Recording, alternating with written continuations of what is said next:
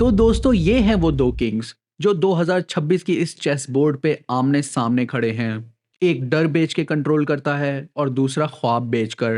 لیکن اصلی سوال یہ نہیں ہے کہ ان دونوں میں سے کون جیتے گا. اصلی سوال یہ ہے کہ آخر وہ کون سا ہاتھ ہے جو ان دو پیادوں کو آپس میں لڑوا رہا ہے. دوستو کسی بھی مرڈر مسٹری کو سالو کرنے کا پہلا اصول یہ ہے کہ ہمیں سب سے پہلے یہ دیکھنا ہوتا ہے کہ اس جرم سے سب سے زیادہ فائدہ کس کو ہوا.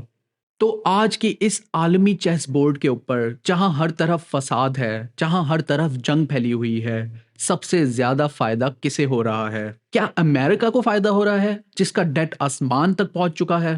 یا کیا رشیا کو فائدہ ہو رہا ہے جو ایک کبھی نہ ختم ہونے والی جنگ میں پھنس چکا ہے؟ یا کیا چائنا کو فائدہ ہو رہا ہے جس کا اکنامک ببل اب پھٹنے ہی والا ہے؟ کیا ایران اور اسرائیل کا فائدہ ہو رہا ہے جو اب میوچلی اشورڈ ڈسٹرکشن کے بالکل بارڈر پہ کھڑے ہیں؟ نہیں، یہ سارے پلیئرز اس گیم میں لاس میں جا رہے ہیں. ان کے لوگ مر رہے ہیں اور ان کی اکانومیز تباہ ہو رہی ہیں. تو پھر آخر جیت کون رہا ہے؟ جیت وہ رہا ہے جو اب اس بورڈ پر نظر نہیں آ رہا. جیت وہ رہا ہے جس کا صرف ایک ہی مقصد ہے، ایک ہی اینڈ گیم ہے: فساد فی الارض.